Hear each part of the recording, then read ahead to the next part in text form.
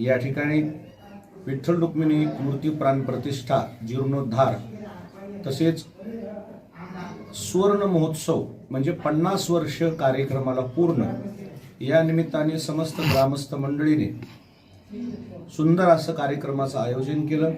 त्यामध्ये शोभायात्रा आणि कीर्तन व महाप्रसादाचं आयोजन गेली 7 दिवसापासून 8 दिवसापासून रामनवमी ते हनुमान जयंती असा उत्सव 8 ते 9 दिवसाचा उत्सव या निमित्ताने समस्त ग्रामस्थ मंडळीनं तन मन धनानं त्याच्यामध्ये स्वतःला झोकवून दिलं। विशेषतः वडीलधारी मंडळी उत्साही असल्यामुळे नवयुवकाला उत्साह आल्या। काय पाठीराखा जर असेल ना काम करायला हिंमत वाढते। इतकं नवयुवकांना उत्साहामध्ये या कार्यक्रमाचं आयोजन केलं। या निमित्ताने गावामध्ये एकतेचा संदेश जातो। या निमित्तानं सर्व लेकीबाळी येतात। या निमित्तानं विचाराची देवाणघेवाण होते। या निमित्ताने समस्त गाव हे मांडीला मांडी लावून जेवायला बसते आणि या निमित्तानेच गावामध्ये भक्तीचा प्रचार प्रसार होतो, शांतीचा संदेश दिला जातो।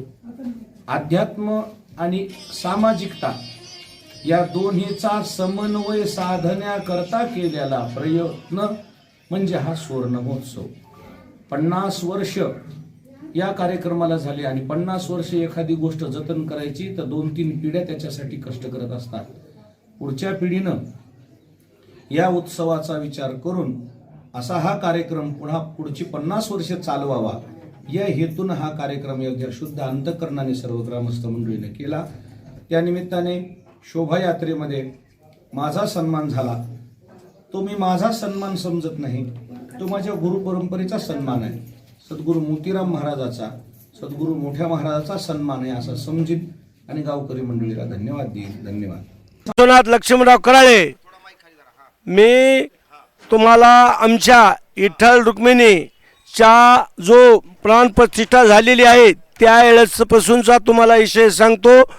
त्या गोष्टीला आज 50 वर्षे झालेले आहेत। आम्ही लहान होतो 10 वर्षाचे।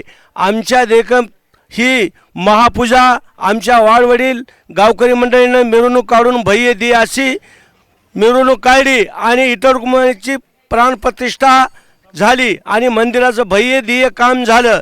त्यावेळेला आम्ही लहान होतो आणि ती आठवण म्हणून आज आम्हाला 50 वर्षे आमच्या विठ्ठल रुक्मिणीला झाल्यामुळं आम्ही 50वी सुवर्ण महोत्सव आम्ही साजरा करीत आहोत। भव्य आणि दिव्य असा सुवर्ण महोत्सव आमच्या जीवनामध्ये बघितला नाही आणि ते येणार बी नाही पुढे।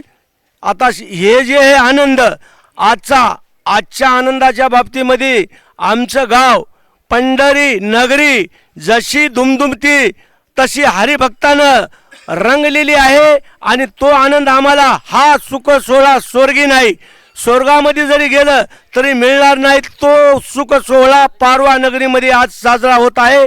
अत्यंत आनंदाची गोष्ट आहे।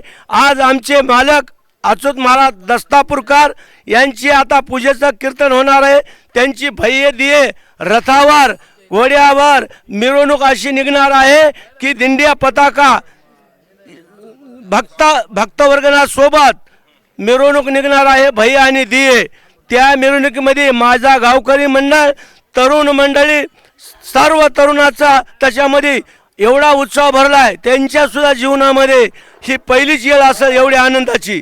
त्याच्यामुळं आज आम्हाला च्या पलीकडे 1 किलोमीटरपासून अशा कमानी लावून पुष्पवर्षाव करून 10 आमच्या JCPनं फुलाचा वर्षाव होत आहे। त्या वर्षावामध्ये हजारो भाविक सहभागी झालेले आहेत आणि दिव्य भव्य अशी मिरवणूक निघणार आहे।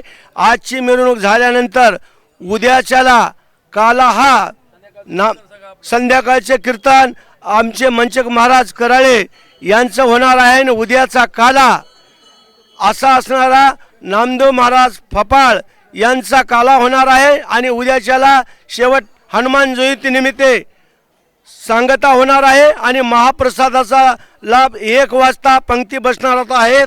असा दिव्य भव्य कार्यक्रम जीवनामध्ये पहिली बार आम्ही पाहिलेला आहे। पुन्हा होण्याची ते आपल्या हातामध्ये नाही, पण अशीच दरवर्षी व्हावं अशी आमची इच्छा आहे. तरुण मंडळीची चांगली साथ मिळाली, गावकरी मंडळीची चांगली साथ मिळाली, त्याच्यामुळं हा कार्यक्रम आमच्या स्वप्नामध्ये सुद्धा वाटला नव्हता एवढा ध्येय झाला आहे. त्याच्यामुळं आज सर्व आम्ही उत्साहित व आनंदित आहोत गावकरी मंडळी. आता थोड्याच वेळानं कार्यक्रमाला सुरुवात होणार आहे. गुरुवर्य मोतीराम महाराज यांच्या परंपरेनुसार 50 वर्षे ह्या पारव्या गावामध्ये साप्ताहिक सुवर्ण महोत्सवाला होत आहेत.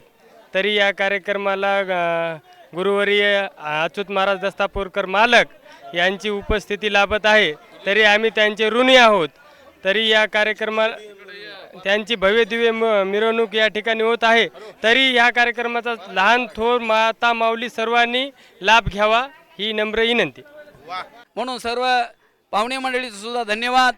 आणि खरं तर ह्या ठिकाणी हे संप्रदाय हा अनादिक्रम सततच चालू राहणार आहे, चंद्र सूर्य आहे तोपर्यंत. म्हणून मी माऊली चॅनलचं अभिनंदन करतो, धन्यवाद देतो.